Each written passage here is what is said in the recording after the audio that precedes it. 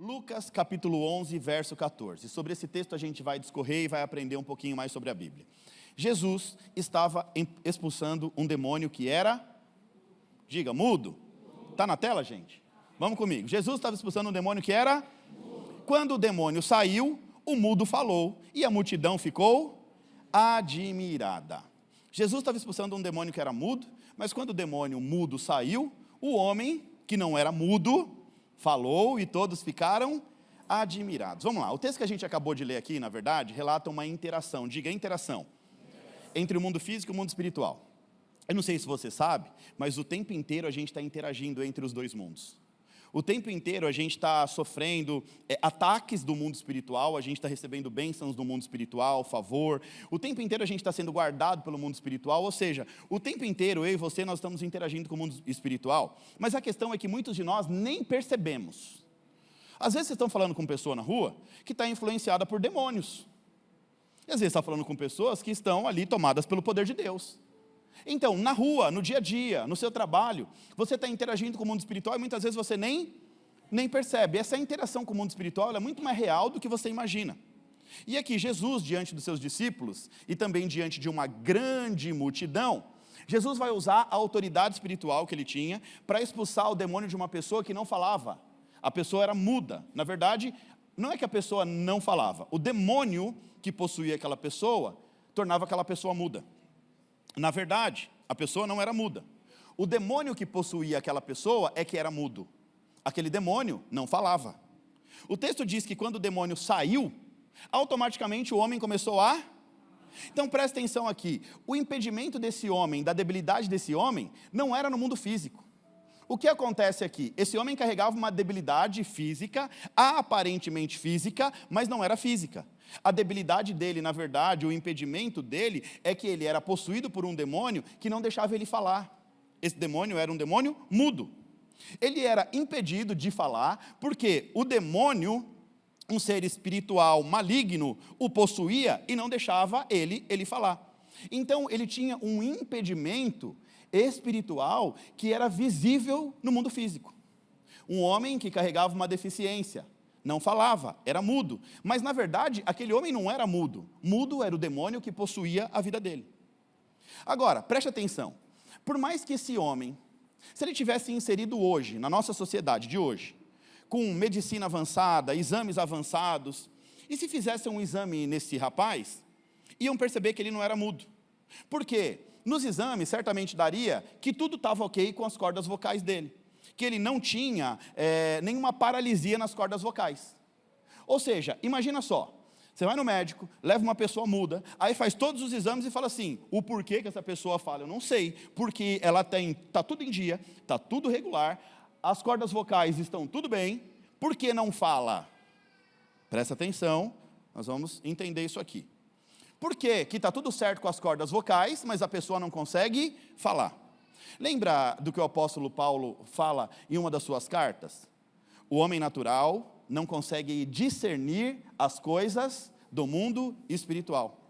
Aquele homem era mudo porque ele era tomado por um espírito mudo, que não falava. Porque o espírito não deixava o homem falar. Ele não falava porque ele estava debaixo de uma influência espiritual maligna. Ou seja, aquele homem não conseguia falar no mundo físico, porque espiritualmente existia uma influência que não deixava ele falar. Entenda bem isso aqui, gente. Nem toda enfermidade é demônio, ok? Então não vamos ser extremistas. Às vezes, tem extremistas, não, está enfermo que é demônio. Não, tem enfermidade que é enfermidade mesmo, do mundo físico. No mundo tereis aflições. Tem enfermidade que é física. Agora, existem enfermidades que são influências malignas. Existem enfermidades que são influências malignas que bloqueiam o que seria natural. Presta atenção, tem coisas do mundo espiritual que são bloqueios para as nossas vidas aqui no mundo físico. Naturalmente, aquele homem estava apto a falar. A Bíblia não diz que ele era mudo. O demônio que agia sobre a vida dele era mudo. Estava apto, mas não falava. Apto e não falava porque tinha uma influência maligna impedindo ele de falar. Você está entendendo até aqui? Aí Jesus vem com toda a sua autoridade espiritual, expulsa o demônio sai e o homem começa a falar. Todo mundo fica espantado. Aquele rapaz que era mudo a vida inteira, na verdade não era mudo. Existia um demônio, uma influência maligna e espiritual sobre a vida dele, que não deixava ele destravar a língua, não deixava ele falar. Vamos trazer isso para os nossos dias para a gente entender. Uma pessoa boa, que serve a Deus, uma pessoa boa que tem vida com Deus, que faz tudo direitinho, naturalmente, essa pessoa está apta para prosperar, sim ou não? Aí tem muita gente que faz tudo direitinho, que serve a Deus, está apta a prosperar, mas não prospera. Está apta a romper, mas não rompe. Está apta a ter sucesso, mas não tem sucesso. A minha pergunta é, por que não prospera? Por que não rompe? Por que não tem sucesso? Mesmo se ela está apta. O homem a qual nós estamos estudando estava apto a falar, mas não falava porque existia uma influência espiritual travando a língua dele. Gente, deixa eu te falar uma coisa, isso aqui é muito importante. Existem influências espirituais malignas trabalhando 24 horas por dia contra mim e contra a sua vida. Tentando roubar, matar, destruir, tentando minar as bênçãos do Senhor, tentando mexer no nosso entendimento para que a gente nunca saia de um nível raso de entendimento, para que a gente fique o tempo inteiro travado no nosso eu, na nossa vontade, no nosso desejo, no nosso prazer, e a gente não consiga elevar o nosso nível de entendimento. E isso aqui é muito comum, porque Jesus ele veio para trazer uma nova realidade. Jesus ele vem à Terra e ele nos traz salvação e reino. Só que as pessoas não entendem nenhum e nem outro. Porque o povo de Deus acha que Jesus viria na Terra na concepção de um libertador do Império Romano, um libertador do físico. E Jesus ele vem para trazer um novo reino, esse reino que não foi compreendido por homens. Então, o papel do diabo é não deixar você entender aquilo que Deus tem para a tua vida, a realidade do reino de Deus, não deixar você prosperar, não deixar a sua vida avançar, não deixar você ter sucesso no casamento, na família, nos negócios, na vida profissional, nos relacionamentos. O maior objetivo dessas influências espirituais é nos manter em estado de deficiência, de paralisia, assim como esse demônio fazia com esse moço, até Jesus, com toda a sua autoridade, impor as suas mãos e expulsar aquele demônio. E é por isso que a gente precisa entender, é por isso que a gente precisa conhecer, e é por isso que a gente precisa abrir o nosso entendimento para o mundo espiritual. Entenda isso. Desde a queda de Adão, por influência da serpente,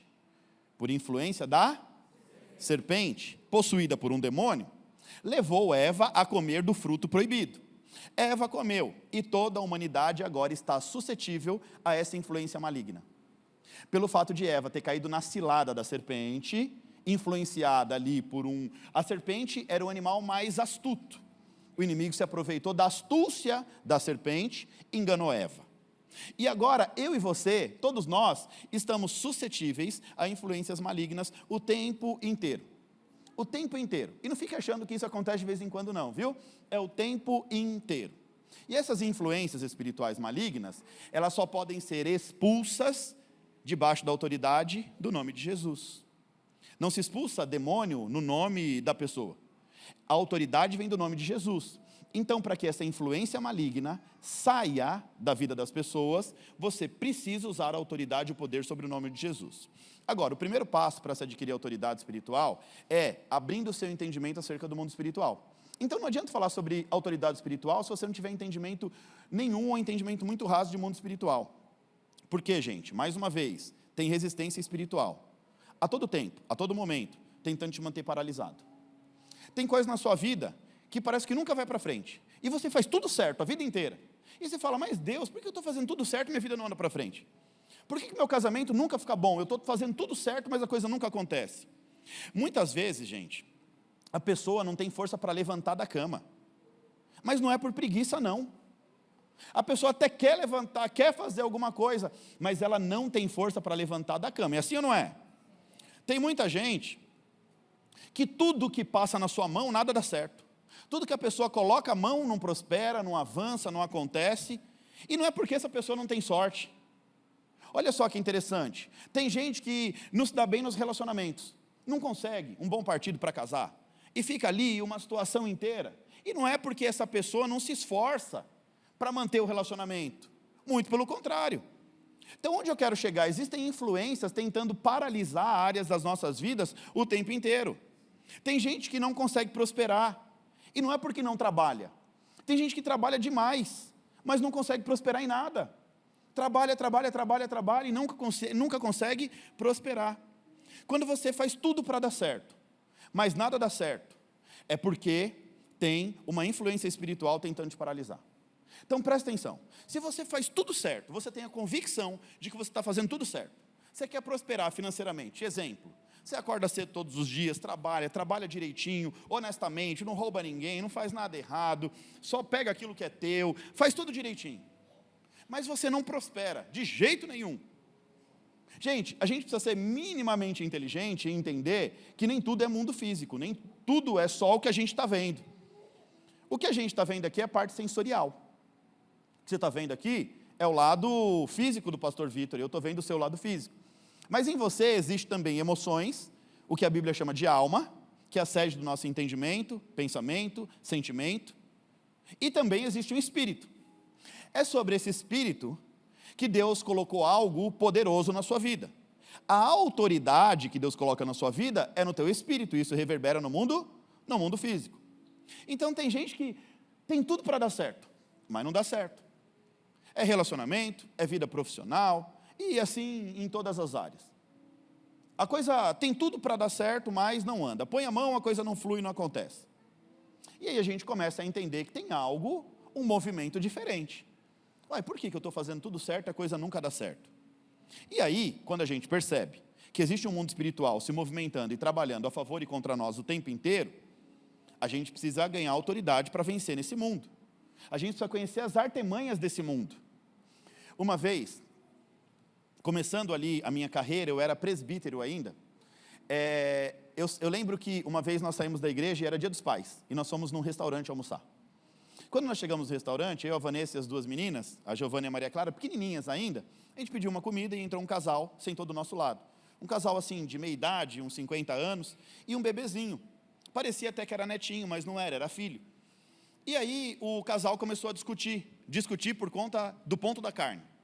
A mulher falou, eu quero carne mal passada. O cara falou, eu quero carne bem passada. Mal passada, bem passada. Mal passada, bem passada. E a mulher não aguentou e falou, então come a carne você. E saiu do restaurante, brava, reclamando. Eu notei que aquilo não estava normal. Gente, presta atenção. Um casal sai com seu filho para comemorar o Dia dos Pais. Vai no restaurante comer. E lá eles vão ficar brigando sobre o ponto da carne. Tem uns que são meio doidinhos mesmo, briga.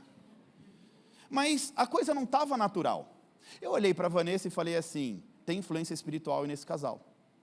Aí eu falei, cuida das meninas. E eu sentado ali, eu abaixei a cabeça e comecei a orar e repreender. Eu falei, Senhor, em nome de Jesus, eu repreendo esse demônio do inferno que está no meio desse casal agora. Comprei uma briga que nem minha era. E eu dou 3 minutos para esse demônio largar essa mulher e deixar ela voltar aqui, e eles vão comer essa carne bem passada, mal passada, sei lá como eles querem essa carne. O menininho olhou e falou assim, papai, onde a mamãe foi? Aí o pai, sem saber o que responder, ela já volta, filho. Mas o senhorzinho estava lá já com a cara assim, tipo... Passou 3 minutos, 4 minutos, a mulher voltou. Tá bom, vai, pede a carne aí do seu jeito. Aí eu falei, tá bom, melhor comer essa carne assim do que não comer a carne. Então a gente começa a perceber uma movimentação espiritual. Conforme a gente vai tendo autoridade, a gente vai começando a entender um pouco do domínio espiritual, do movimento espiritual, a gente tem autoridade para discernir os ambientes, para discernir as pessoas, o espírito que está com a pessoa. Quando você começa a conversar com uma pessoa, e essa pessoa transmite paz, automaticamente é uma pessoa que está sob domínio e poder de Deus, dos anjos do Senhor, do Espírito Santo. Mas quando você senta do lado de um atribulado, que tudo que fala gera uma agonia, um desconforto, você chega num ambiente que você fala, Jesus, eu quero sair daqui rápido, irmão, ore e repreende em nome de Jesus, porque a influência espiritual que exerce naquele ambiente é uma influência espiritual maligna. Então nós cristãos precisamos, antes de querer a autoridade, porque todo mundo quer ter autoridade para orar, para expulsar demônio, para curar enfermo, mas e conhecer acerca do mundo espiritual? Então, antes da autoridade, vem o entendimento acerca do mundo espiritual. E você precisa conhecer bastante para que um dia você tenha autoridade para impor as mãos sobre um demônio e falar, sai em nome de Jesus. Para orar sobre uma pessoa enferma e declarar cura. Esses dias eu fiquei sabendo, o Léo trabalha comigo aqui na igreja, e ele chegou aqui espantado. O Claudemir, que é aqui da igreja, teve uma paralisia, um problema tal, e eu estava aqui esses dias, o Espírito Santo traz ele para o altar e ora por ele não vai ficar no estado que está. E antes da viagem eu orei e falei, Senhor, esse moço não vai ficar no estado que ele está em nome de Jesus. Ele não chegou aqui assim, ele não vai permanecer assim. Ele vai levantar, ele vai voltar a andar em nome de Jesus. Aí o menino falou que foi ontem na loja dele, ele estava de pé. Já não estava mais dependendo da cadeira de roda, e voltou todo emocionado. Pastor, ele estava de pé, ele me atendeu, pastor, ele me atendeu. Eu falei, que bom, gente. Isso é autoridade no mundo espiritual. De profetizar, de declarar, sabe, de ser sensível, de Deus falar com você e você entender que é a voz de Deus e não uma voz maligna falando. Porque muitas vezes quando a gente não tem essa sensibilidade, a nossa cabeça fica como uma parabólica desorientada. Quem sabe o que é uma parabólica aqui? Vocês me olharam com uma cara agora. Os mais jovens não sabem, né? Parabólica é uma antena. Na minha época tinha aquelas antenas espinha de peixe. Tinha na sua também? Quem aqui? Tá? Isso, tem um monte de velhinha aqui também, igual. Vai falar que você nunca colocou um bombril na antena da televisão. Ah, fala sério, gente, fala sério. Querendo assistir o jogo e o negócio está saindo de sintonia, você funciona em nome de Jesus. É assim, gente. Quando a gente não está sensível espiritualmente, a nossa cabeça também vira uma parabólica, um negócio desorientado. Capta tudo. É mundo espiritual. Mundo espiritual é como se fosse uma radiofrequência. Uma frequência invisível. E você não consegue enxergar o que acontece no mundo espiritual, mas você consegue perceber o movimento do mundo espiritual. Então, se você está conectado espiritualmente, você consegue perceber se a ambiência é boa, se a ambiência é ruim. Porque tem gente no ambiente ruim que não percebe que está no ambiente ruim. Tem gente que está no ambiente de morte, de miséria, de tristeza, de doença, e acha que está no ambiente, uau! Então a gente precisa estar sensível, tem que ter autoridade espiritual para discernir o ambiente a qual a gente frequenta. Está claro até aqui? Então você precisa abrir o seu entendimento para o mundo espiritual. Por que você tem que abrir? Porque tem muito demônio camuflado, e você está aceitando com muita naturalidade. Tem muito demônio camuflado, escondidinho, pintando e bordando na vida de muita gente, e a pessoa vai aceitando com uma naturalidade, vai tratando o espiritual como natural. E quando você chega nesse nível de falta de entendimento, que você trata aquilo que é espiritual como natural, a tendência é as coisas começarem a dar ruim na tua vida. Ah, não tem problema não, é só um negocinho, é só uma mentirinha, é só um negócio. E aí você começa a tratar coisas erradas como certas e não percebe o movimento espiritual. E tudo que o mundo espiritual quer é se apropriar das suas decisões e escolhas do mundo físico para interferir na sua vida como um todo. Uma legalidadezinha. Por exemplo, mentira. Mentira é mentira. E não existe mentirinha e mentir. Mentira é mentira. A Bíblia diz que o diabo é o pai da mentira. E aquele que fala mentira está literalmente sendo conduzido pelo pai da mentira. A Bíblia diz que a língua oficial do diabo é a mentira.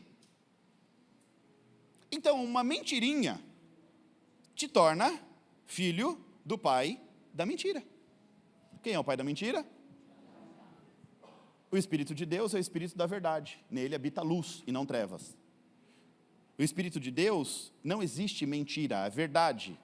Mas o pai da mentira é o diabo. E quando a gente conta uma mentirinha, mas eu contei uma mentirinha necessária. Legal, continua. Essa mentirinha necessária abriu uma brecha, diga brecha. Deu uma legalidade, diga legalidade. Pergunta para quê? Quer que eu te responda mesmo? Para o diabo agir na tua vida. É um silêncio essas horas, né? Aquela mentirinha de... O cara que está cobrando lá, sei lá, você fez um empréstimo com alguém, e no dia de pagar você não conseguiu pagar. E a pessoa te liga, e aí você fala assim para sua esposa, fala que eu não estou. Isso é mentira ou verdade? Mentira. Automaticamente, no mundo físico, eu não tenho mais o que falar, eu não tenho condição de pagar essa pessoa, eu não estou sem dinheiro, eu não vou conseguir pagar, eu vou falar com ela, ela vai me xingar, eu vou ficar aborrecido, eu vou contar só uma mentirinha para me defender. Fisicamente, essa mentirinha pode até colar, mas espiritualmente ela causa danos tremendos na sua vida. Então a gente precisa começar a entender desse mundo espiritual, porque esse mundo espiritual ele fica, a Bíblia diz, o diabo está ao derredor, buscando a quem possa tragar. Ele está ao derredor o tempo inteiro, esperando uma brecha tua, para ele começar a ganhar poder, legalidade de atuação na tua vida. É uma brechinha, uma coisinha, que muitas vezes a gente acha que, isso não tem nada a ver não, isso é natural. Aí nessa brechinha que você acha que é natural, é o suficiente para o diabo começar a agir e atuar na tua vida. É claro que ele inicia a atuação, como diz o ditado popular, mineirinho come mingau pelas beiradas. E vai comendo pelas beiradas até chegar onde ele quer. Até chegar a exercer domínio, assim como exercia na vida desse moço, que Jesus expulsou o demônio. Ele entrou na vida desse moço, e esse moço ficou mudo, e gerou uma deficiência. E é justamente isso, demônio camuflado, e as pessoas vão aceitando com muita naturalidade. Sabe o que é aceitar interferência espiritual com naturalidade? É permitir que essas forças invisíveis influenciem a sua mente. Por muitas vezes nós somos influenciados na mente. A gente é levado a pensamentos que não agradam o coração de Deus, mas ao invés da gente cortar o pensamento, a gente alimenta o pensamento. Aí pelo fato de você alimentar o pensamento, você está dando legalidade para sofrer influência, interferência espiritual na sua própria mente. As suas decisões, as suas escolhas do dia a dia, talvez você nem perceba, mas você escolhe e decide muita coisa influenciado negativamente, ou até mesmo positivamente. Quem é cheio do Espírito Santo, muitas vezes você tem a sensibilidade. O Espírito Santo fala ao seu coração, não entra nessa rua. E depois você descobre que naquele horário, naquela rua, que por intuição você não entrou, que você acha que é intuição, o Espírito Santo ali te livrando, aconteceu um assalto com tiroteio, e era para você estar lá naquele lugar, naquela hora, mas o Espírito Santo te tirou de lá. Então, isso serve para os dois lados, entender essas influências no mundo espiritual, tanto positiva quanto negativamente. Por isso que é importante a gente andar alinhado com Deus, para que a gente tenha essa sensibilidade no Espírito. E Jesus, com toda a sua autoridade, vai expulsar um demônio que influencia a vida de um homem, que tornava esse homem mudo, e quando esse demônio sai desse homem, os efeitos que esse demônio produzia cessam. Muda, a pessoa agora tem uma mudança de comportamento. Você consegue orar assim comigo? Feche seus olhos, coloca a mão no seu coração. Senhor, abre os meus olhos espirituais e me permite discernir aonde há uma atuação maligna e me dê autoridade para repreender em nome de Jesus. Amém?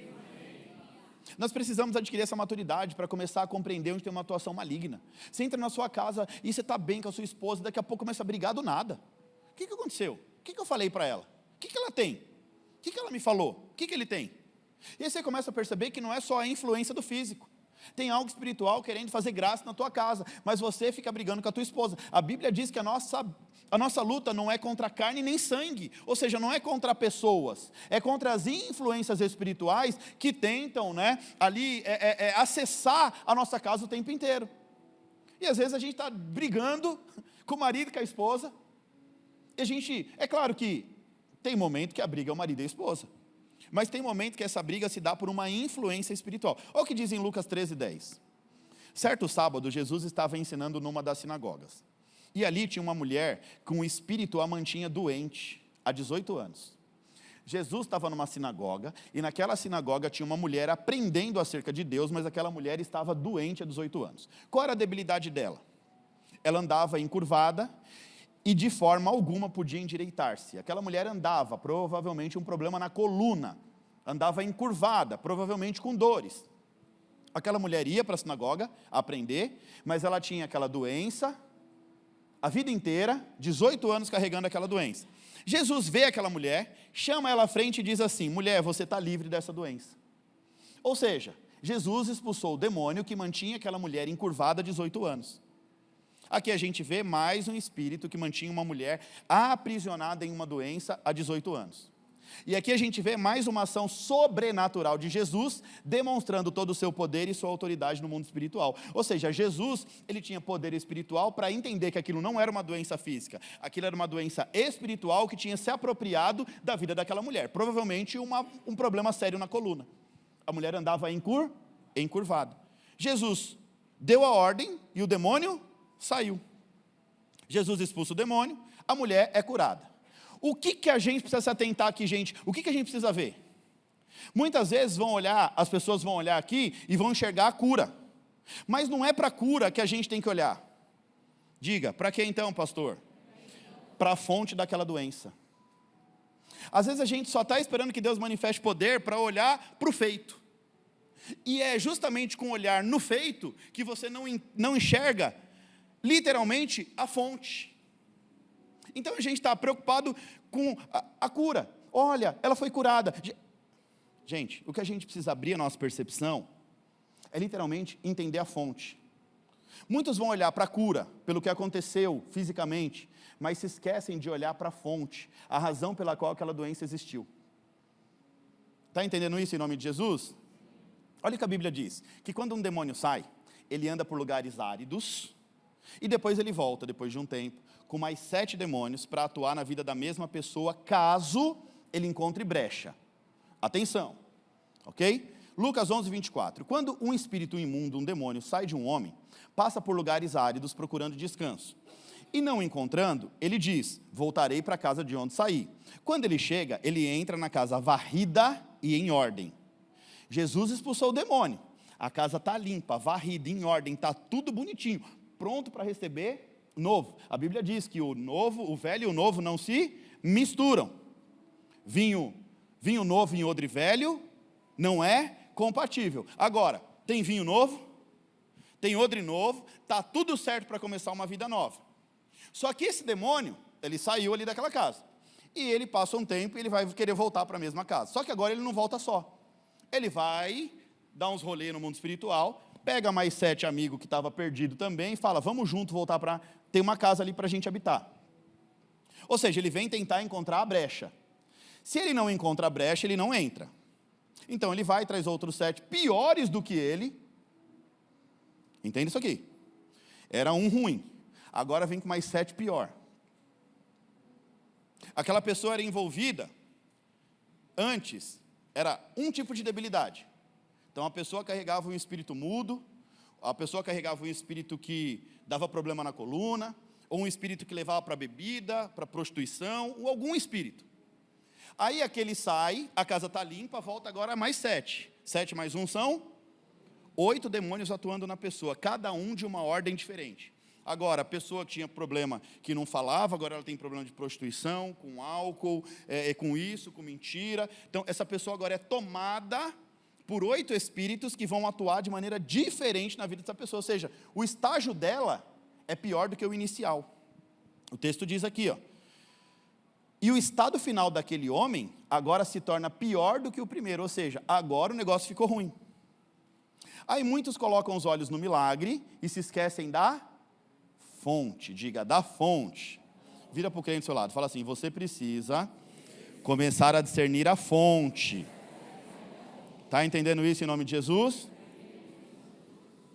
Na raiz, na fonte. Na raiz, na fonte. Um dos milagres do profeta Eliseu foi curar uma nascente.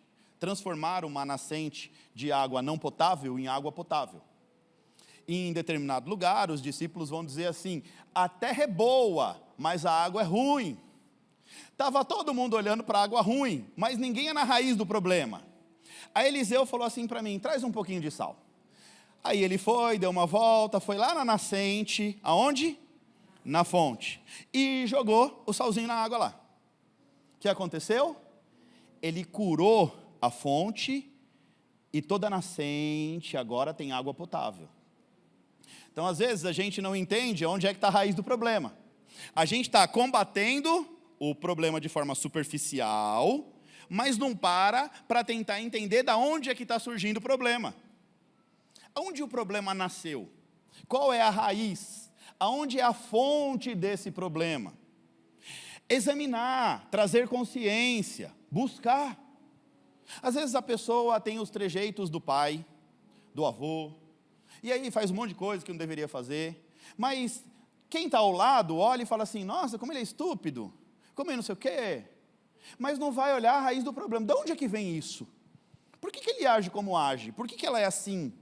E esquece da fonte, fica só olhando para o superficial. Então o povo está olhando para o milagre e está esquecendo da fonte.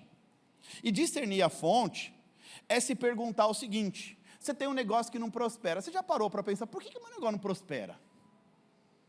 E aí você vai examinar, literalmente, a causa, problema, pelo qual o seu negócio não prospera. Meu casamento, por que ele não dá certo? Por que meu casamento não dá certo? A pessoa se esforça para o casamento dar certo, faz o casamento dar certo, né? Se submete. A pessoa, era difícil, vamos supor, a mulher era difícil, era a rainha Vasti. Se você estivesse estudando evolução diária, você entendeu o que eu estou falando, né? Não, eu não vou lá atender não, o rei não quero. Era 180 dias de festa, ele me chamou no último dia, o que ele pensa que é? Lá no último dia ele vai ficar sem rainha, ela que ficou sem rei. Aí a pessoa, a coisa não está fluindo, não está dando certo. Por que não está dando certo? Por quê? Por quê? Você já parou para tentar pensar, imaginar qual foi a fonte do problema? O que desencadeou aquele problema? De onde surgiu aquele problema? E aí quando você começa a entender que você não fez por onde aquele problema e nem sua esposa é uma influência espiritual e você precisa expulsar esse demônio em nome de Jesus, faz sentido o que eu estou falando ou não? Quando você não consegue identificar a raiz do problema, peraí, eu não criei esse problema. Tem uma influência aqui, e eu preciso ter autoridade espiritual para expulsar isso do meu casamento em nome de Jesus. Às vezes as coisas não... vamos lá, vamos discernir tudo aqui, tá bom? Muitas vezes são as suas atitudes que não te deixam romper, prosperar e vencer, ok? Vamos também ser honesto aqui com a coisa. Nem tudo é espiritual, porque senão você vai para cá e fala, não tenho culpa de nada, é tudo espiritual. Então vamos lá, às vezes são as suas atitudes, vira para quem está do seu lado, você está entendendo isso? Às vezes são as suas atitudes que não te deixam prosperar. Continua dizendo assim, às vezes são as suas decisões, suas próprias decisões, mas também tem as influências espirituais lutando contra a sua vida. Então às vezes o problema é você mesmo, às vezes o problema é você. Tem empresa que não prospera por causa do dono. Tira o dono que a empresa prospera. Difícil isso, né? Uma vez eu estava num treinamento, eu achei interessante. O dono da empresa falando, e aí o treinador falou assim, eu descobri o problema da sua empresa. Aí o cara, quem? Você. Pega essa empresa, entrega na mão de quem sabe gerir, tira um salário e se aposenta, meu filho, que a sua empresa vai acontecer. Não, de verdade, gente, é sério. Eu estava num treinamento para empreendedores, só gente fera. E o cara começou a falar da empresa dele, não, porque minha empresa e tal, mas eu tenho esse faturamento e é bom, mas o lucro, e começou a falar. Aí o treinador falou, eu já entendi onde está o problema, é sério, em você. Contrata um baita de um gestor, sai da empresa, contrata um gestor e fica como um conselheiro, vai lá uma vez por mês, só pegar o seu dinheiro e some. Você vê se a sua empresa não vai prosperar. Sabe por quê? Porque ele fez uma avaliação, o negócio é bom, a empresa é boa, o mercado é bom, o problema é quem está gerindo essa empresa. Entendeu isso? Estou te ofendendo não, né? Glória a Deus pela sua vida. Mas deixa eu te falar um negócio, às vezes o problema é você mesmo, viu? Às vezes os problemas são as suas próprias atitudes. Às vezes os problemas são as suas próprias decisões. A maneira como você se porta no dia a dia. Mas também existem influências espirituais lutando contra a sua vida. E você precisa ter atenção para discernir a fonte. Saber se o problema que está sendo causado na sua vida é você, as suas decisões, ou se são influências espirituais que estão causando. Olha o que diz em Mateus 17,14. Quando chegaram onde estava uma multidão, o homem se aproximou de Jesus, ajoelhou-se diante dele e disse, Senhor, tem misericórdia do meu filho. Ele tem ataques e está sofrendo muito. Muitas vezes ele se joga no fogo, se joga na água. E eu trouxe aos seus discípulos, mas eles não puderam curá-lo. O mesmo problema. Influência espiritual, um demônio que se manifestava na vida de um menino, jogava no fogo, jogava na água. No fogo para tentar matar ele queimado, na água para tentar matar ele afogado. Aí esse homem pega e entrega na mão dos discípulos. Os discípulos vão lá, em nome de Jesus, o demônio não sai. Aí, ele vai lá e leva para Jesus. Jesus aqui fica nervoso e diz assim, ó geração incrédula e perversa. É mais ou menos assim, cansei de vocês. Até quando é que eu vou estar com vocês? Já ensinei, já fiz, já mostrei e vocês não conseguem. Até quando, ó a fala de Jesus, viu? Até quando eu vou ter que suportar vocês? Eu vou ter que ficar suportando isso até quando, meus filhos? Tragam meu menino. Jesus repreendeu o demônio, O demônio saiu e naquele momento o menino foi curado. Jesus, ele dá autoridade aos discípulos, mas os discípulos não sabem usar essa autoridade. Jesus já tinha dado autoridade, mas o discípulo não consegue expulsar o demônio. Na verdade, gente, a autoridade é bloqueada por conta da sua incredulidade.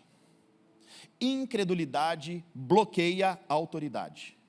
Desobediência não te deixa acessar a autoridade. E a incredulidade bloqueia a autoridade espiritual.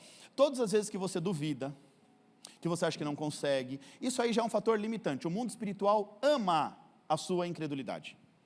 O mundo espiritual ama o seu sinal de incredulidade. Quando você já começa a dizer, não vou conseguir, pronto, não vai conseguir mesmo. Por quê? Porque você já emitiu um sinal de incredulidade. E esse sinal de incredulidade bloqueia a tua autoridade espiritual. Aí você vai marchar dentro de casa, vai profetizar, mas não vai acontecer. Sabe por quê? Porque ainda existe uma raiz de incredulidade. Ainda existe uma fonte de incredulidade guardada dentro de você. Jesus dá autoridade, mas os discípulos não acreditam. Eles não acham que são capazes de fazer o que Jesus faz. E aí Jesus diz, até quando eu vou ficar no meio de vocês? Ó geração incrédula. Jesus chama os caras de perverso. A palavra incredulidade significa falta de crença, dúvida ou desconfiança. Quando você começa a duvidar do que Jesus pode fazer na sua vida, quando você desconfia, quando você duvida, tudo isso são sinais de incredulidade. E a incredulidade, ela bloqueia a autoridade espiritual. Incredulidade bloqueia as bênçãos de Deus para a sua vida. Lucas capítulo 9, verso 1 diz assim, chamando os 12, Jesus deu poder e autoridade para expulsar demônio e curar doença. Jesus já tinha dado a eles autoridade e poder, mas a incredulidade deles não deixou experimentar o poder de Deus sobre a vida deles. Jesus já tinha concedido essa autoridade espiritual aos seus discípulos, mas eu repito, a incredulidade não deixou o poder de Deus operar através da vida deles. A incredulidade dos cristãos da nossa geração não deixa com que Deus opere poder sobre as nossas próprias vidas e nos usar para operar sobre a vida dos outros irmãos. Quem sou eu? Jesus te deu autoridade. Fala para o crente lá, Jesus te deu autoridade. Amém ou não amém? Agora, vamos lá, mais uma experiência espiritual. Mais uma vez aqui, Jesus expulsando um demônio que mantinha uma pessoa enferma. Mais um demônio que mantinha uma pessoa no estado de doença. Mais uma interferência espiritual no mundo físico. Mais um sinal de interferência do mundo espiritual. Gente, o que limita uma pessoa de conhecer a obra de Jesus? O que é que bloqueia uma pessoa de viver, de conhecer e de receber o poder de Deus? Diga comigo, a própria mentalidade. O que te limita é a maneira como você pensa. O que te limita é a maneira como você pensa. O que te limita de crescer, de desenvolver. O que limita você ter um casamento bem-sucedido. O que limita ter uma casa abençoada. O que te limita ter paz e prosperidade é a tua própria maneira de pensar. Se você pensa pequeno, você será um grande. Não, pequeno. Quem pensa pequeno vai ser pequeno. Vamos lá, exemplo básico. Neemias, copeiro com mente de governador. Neemias, copeiro com mente de governador, não fica como copeiro a vida inteira, se torna um governador. Ou seja, copeiro que tem mente de governador, em algum momento, vai governar. Agora, copeiro que tem mentalidade de copeiro, nasce, vive e morre como? Está entendendo em nome de Jesus? Não importa. Ah, mas eu vim de uma família tão pequenininha, pastor. Eu vim de uma casinha, pastor, tão pequenininha. Minha mãe foi empregada doméstica, meu pai, e aí você vai contar um monte de história para sabotar a sua própria vida. A maneira como você pensa te torna quem você é. Se você pensa pequeno, você vai ser pequeno na vida. Agora, se você usa as suas debilidades, as suas dificuldades para romper na vida, para te elevar de nível, para te fazer crescer e desenvolver, se você mesmo sendo uma pessoa simples, mas pensando como os grandes, em algum momento da sua vida, tenha uma certeza, Deus te coloca na mesa dos grandes. Mas se a mentalidade é pequena, vai ficar entre os pequenos. É a tua mentalidade que te mantém no meio dos de posição medíocre, da plebe, ou que te coloca em posição de honra. Entenda isso em nome de Jesus. Olha o que Paulo diz em Romanos. 12:2. Não se conforme com esse mundo. Transforme a sua renovação, transformai-vos pela renovação da vossa mente, para que você possa experimentar a boa, agradável e perfeita vontade de Deus. Eu vou te explicar isso de uma outra maneira para você entender. Eu já expliquei isso de várias formas. Mas eu vou explicar de uma maneira bem fácil, para você entender isso de uma vez por todas. É a sua maneira de pensar. Ela precisa estar alinhada à maneira que Jesus pensa. Pronto. Você precisa ter a mente de Cristo. A hora que você conseguir pensar da maneira que Jesus pensa, a sua vida muda da água para o vinho. A hora que você conseguir conciliar a sua mente, a mente de Cristo, equilibrar, começar a entender, buscar conhecimento da maneira que Jesus pensa, você conciliar isso, a sua vida começa a andar para frente. Agora, tudo isso não vem de graça. Você precisa se esforçar para receber a mente de Cristo. Olha o que 2 Coríntios 2,14 diz: graças a Deus, que nos conduz vitoriosamente em Cristo. Por nosso intermédio, Ele exala. Eita, gente, isso aqui é forte, ó. Jesus, por nosso intermédio, exala a fragrância do conhecimento. Fragrância, cheiro. Conhecimento tem? Fala, gente, cheiro, você está dormindo em nome de Jesus? Conhecimento tem um cheiro. Porque para Deus, somos o aroma de Cristo, entre os que estão sendo salvos e os que estão perecendo. Esse texto aqui fala acerca de uma nova maneira de pensar. Seguir Jesus não é só saber coisas sobre eles. Seguir Jesus é viver de forma com que os outros sintam o que Ele é através de nós. Não é apenas saber sobre Jesus, é as pessoas sentir o cheiro de Jesus através da sua vida. É as pessoas sentir o cheiro de Jesus através das suas atitudes. É as pessoas sentirem Jesus através de você. Ou seja, sentir Jesus através de você é quando Deus, Ele manifesta a glória dEle sobre a sua vida. É quando Deus, Ele começa a fazer a sua vida manifestar a glória dEle. A Bíblia diz que o homem é para Deus a sua glória, assim como a mulher é a glória do homem. Nós estudamos hoje, pela manhã, capítulo 1 do livro de Esther. Por que o rei mandava chamar a rainha? Para exibir a beleza da rainha. Qual que era o intuito do rei pegar a mulher dele e mandar desfilar para um monte de homem ver? Arrisca aí, responde. Na verdade, ele só estava mostrando o quão poderoso ele era, pelo fato de ter uma mulher muito bonita. Aquela mulher revelava a glória daquele rei. Então, esse fato dele mostrar a mulher, por isso que os homens, cuida da sua mulher, ô vacilão. Falei, tem coisa que não pode falar. Deixa ela bonita, cara. Que a tua mulher, bonitona, que revela o grande homem, o grande marido que ela tem.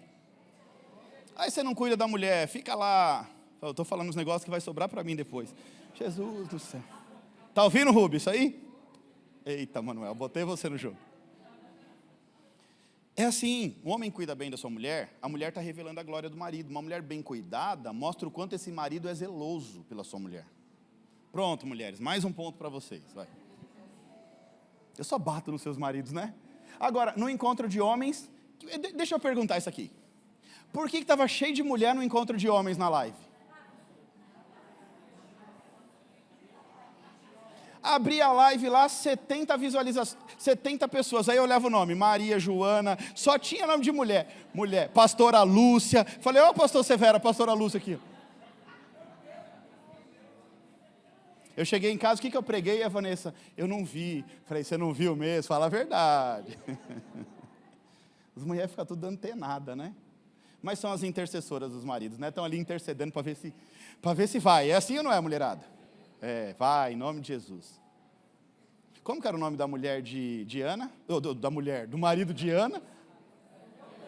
Profetiza aí sobre o seu marido, unção de Eucana. Profetiza, mulher casada, aproveita.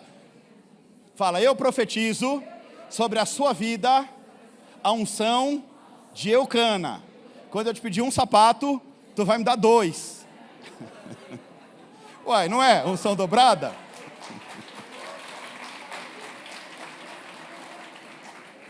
Eu estou vendo uns maridos já pedindo Uber para ir embora. Eu vou pedir, vai de carro, eu vou de Uber, Unção de Eucana.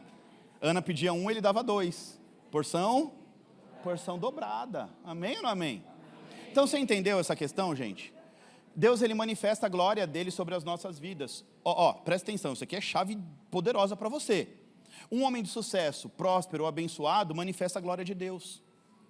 Então, quando Deus ele pega um homem e ele coloca em posição de honra, os frutos da honra daquele homem apontam para quem? Diga, para Deus.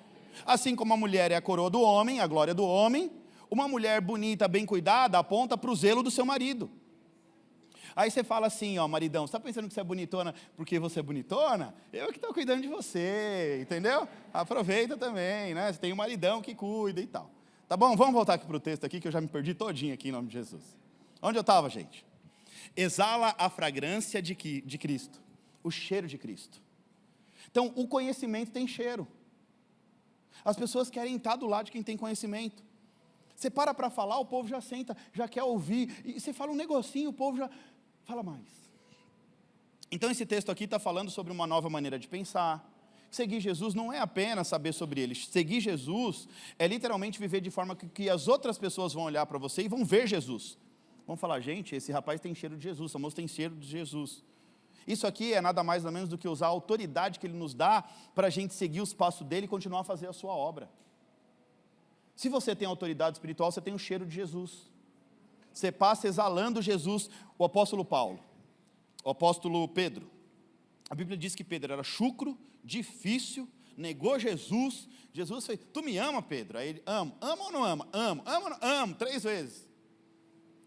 Jesus gera um constrangimento, porque se ele nega 3, Jesus está fazendo ele vencer todos os seus limites, vencer as suas negações, e aí Jesus firma sobre ele o primado de Pedro, ou seja, o primeiro líder espiritual depois de Jesus. A Bíblia diz que ele exalava o cheiro de Cristo, por onde ele passava, a sombra dele curava. Ele faz uma pregação e ganha 3.000 almas, porque ele andou tanto com Cristo que ele pegou o jeito. Você está entendendo isso? O apóstolo Paulo não diz, sede meus imitadores, como eu fui imitador de Cristo. Pega o jeito do teu líder, pega o jeito de Cristo e exala o cheiro dele por onde você passar. Ele pegou o jeito. Paulo pegou o jeito de Jesus. Paulo, a gente foi na Grécia, e chegando lá, a gente vai numa cidade portuária, e Paulo, o que ele faz? Ele faz o mesmo que Jesus fez em Cafarnaum. Jesus vai para uma cidade portuária pregar o evangelho. A ideia de Jesus era levar o evangelho sem ele precisar sair do lugar. Ele pregava em Cafarnaum, uma cidadezinha desse tamaninho, e o evangelho chegava em todas as províncias e países ali arredores. O que Paulo faz? Ele vai para uma cidade pequena, chamada Corinto, e ali ele começa a pregar o evangelho. A mesma coisa, vai para uma cidade tomada de idolatria, e ele começa a pregar o evangelho, combater a idolatria. Os marinheiros vão chegando, e ele vai fazendo milagre, e fazendo, expulsando demônio, e as outras províncias todas estão sabendo acerca de Jesus por intermédio de Paulo. A mesma estratégia, ou seja, ele tinha o cheiro de Jesus, ele tinha o jeito de Jesus, ele copiava o mestre. Por isso que ele diz, sede meus imitadores, como eu fui imitador de Jesus. Ele diz assim, faz o que eu faço que você passa de ano. Aprendi com o mestre, fiz direitinho e agora estou te ensinando. Voltando para Lucas 11. Jesus vai usar o exemplo de uma casa. Quando o demônio sai, a casa fica limpa. Jesus agora, o que Jesus fez? Jesus limpou a casa. Diga, Jesus limpou a casa. E uma coisa que Jesus gosta é de limpar a sua casa. Não no sentido físico, mas te limpar, te varrer o pecado da sua vida. Jesus fez a parte dele, limpou a casa. Agora vira para o crente que está do seu lado, agora você faz a sua parte. Se Jesus limpou a casa, a sua parte é manter a casa limpa, crente. Quando você levanta sua mão e aceita Jesus, Jesus já limpou a casa. Agora você mantém a casa limpa. Se você deixar a sujeira, o que acontece? Aquele demônio que agia na sua vida, volta com mais 7. Ô pastor, você veio aqui me botar medo hoje? Só um pouquinho. Diga assim, é tempo de purificar, se purificar pela palavra de Deus e colocar a casa em ordem. Gente, antes da autoridade espiritual, você precisa colocar a sua casa em ordem. Fala para o crente do seu lado, antes de autoridade, a casa precisa estar em ordem. Por falar em ordem, não tem como não lembrar casa em ordem de Ezequiel, do profeta. Lembra do profeta Ezequiel? Aquele que o Espírito levou para o vale de ossos secos? Israel era um caos espiritual. Israel estava em desordem espiritual total. O povo já havia sido tomado por um verdadeiro esfriamento espiritual. O povo estava frio, distante de Deus, desordem, casa bagunçada. Então, o que eu vou ler aqui para vocês, na verdade, é um apontamento para uma desordem de Israel, e Deus vai contar uma história, levar o profeta a uma visão, a um vale de ossos secos. Ezequiel 37 diz: eu senti a presença, Ezequiel dizendo, poderosa do Senhor, e o Espírito de Deus me levou e me pôs no meio de um vale, onde a terra estava coberta de ossos. Ele me levou para dar uma volta por todos os lugares do vale.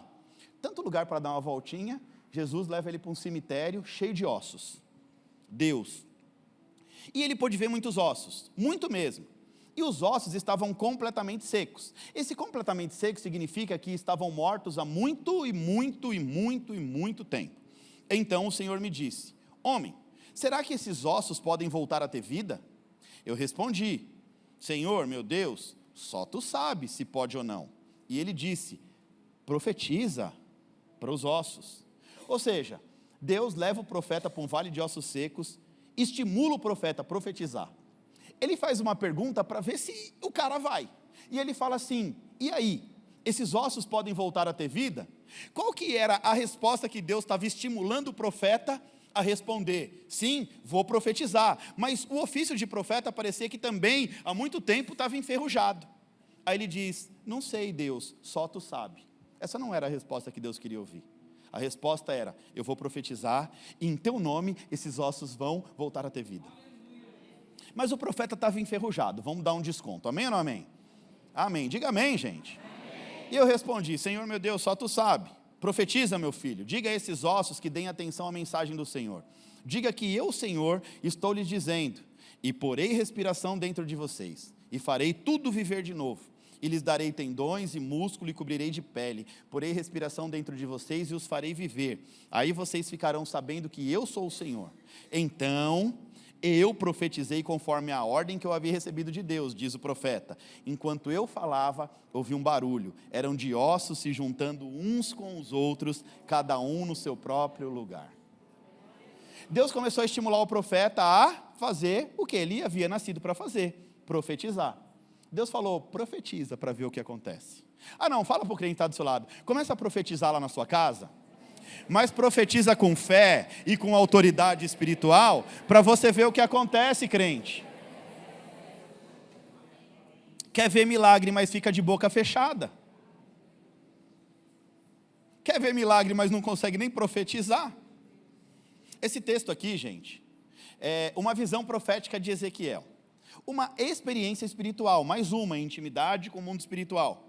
Aqui o profeta Ezequiel é conduzido pelo Espírito a um vale de ossos. O Espírito pega Ezequiel e conduz a um vale.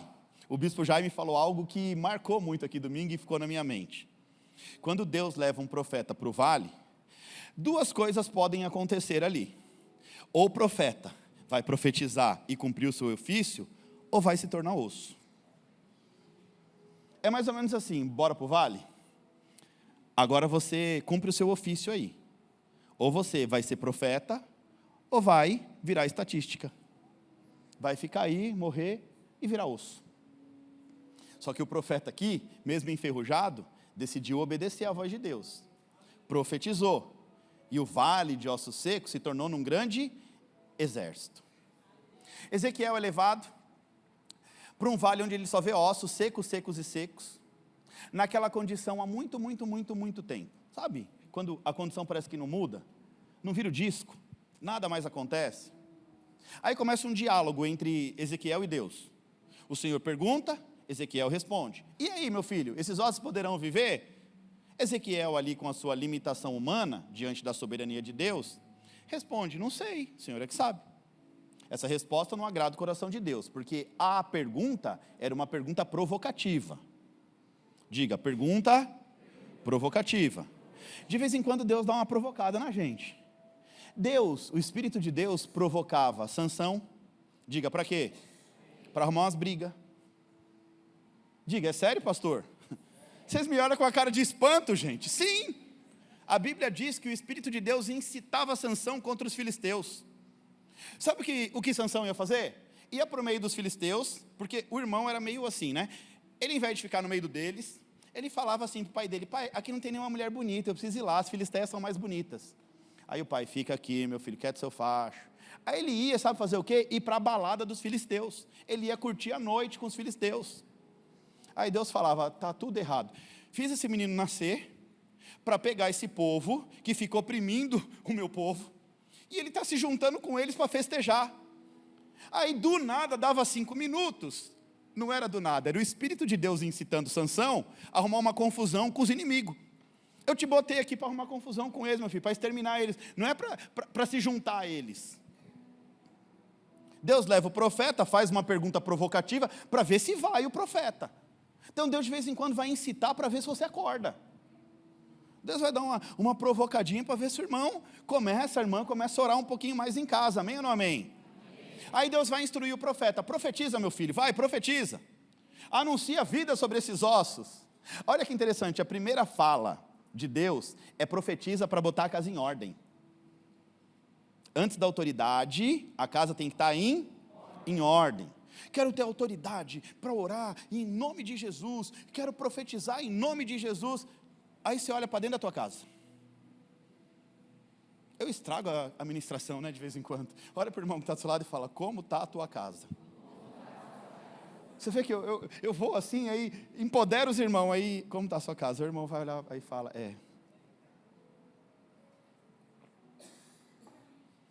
Aí quer ser cheio de autoridade espiritual. Está nem cuidando da sua própria casa. Está nem conseguindo dirigir a tua própria casa, quer dirigir uma igreja, quer fazer não sei o quê. Devagar, meu filho. Aí, a casa vai ficar em ordem. Profetizei conforme a ordem do Senhor, que havia recebido. Enquanto eu falava, ouvi um barulho. Era ossos se juntando e cada um se colocando no seu próprio lugar. O que Deus está fazendo aqui? Deus está colocando a casa em ordem. Deus está juntando osso com osso.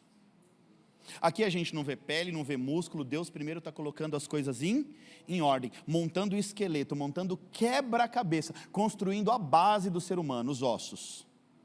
A partir da base, Deus vai começar a dar uma estrutura. E depois da estrutura, Deus devolve a essência.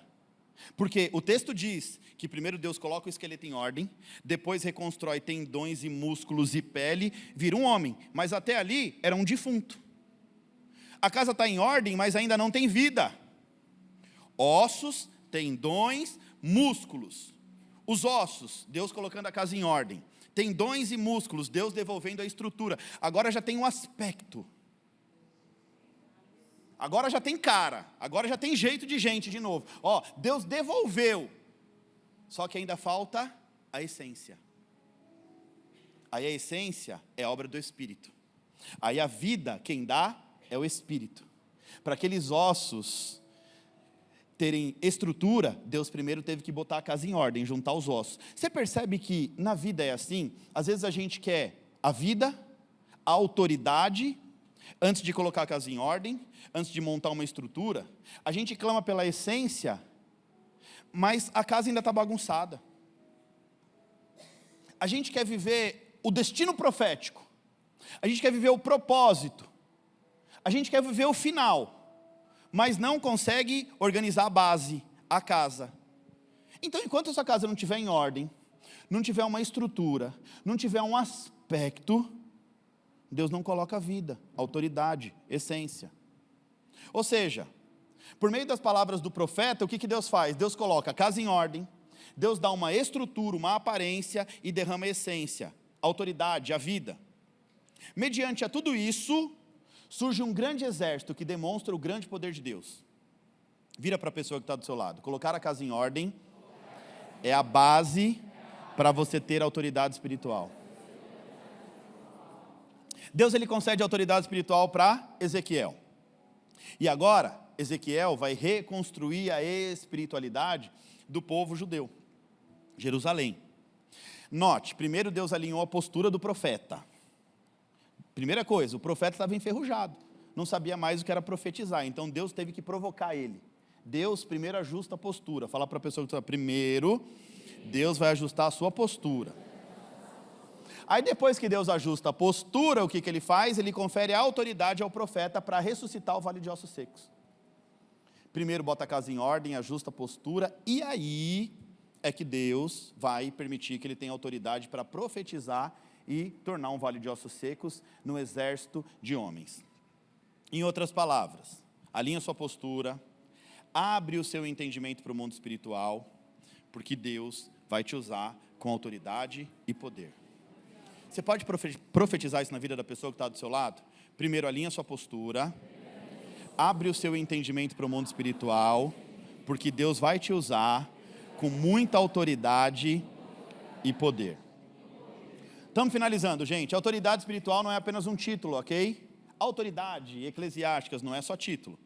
Também não é aparência. Autoridade não é aparência. A autoridade espiritual é resultado de obediência, de conhecimento e de discernimento espiritual. A autoridade espiritual, resultado, obediência, conhecimento e discernimento. Um homem e uma mulher cheio do poder de Deus não anda mais no nível do natural. Agora é você que vai pregar para a pessoa que está do seu lado e a gente termina em nome de Jesus. Combinado assim?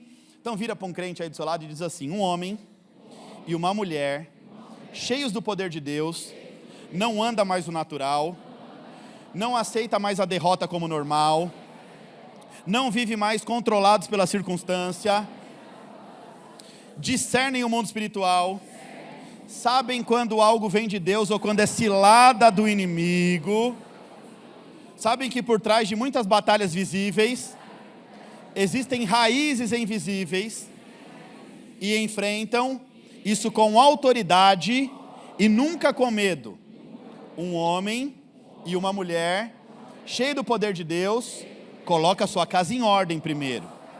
Fala com ousadia, ora com autoridade, vive em santidade, tem a mente de Cristo. E quando abre a boca, o inferno treme. Deus está te levantando hoje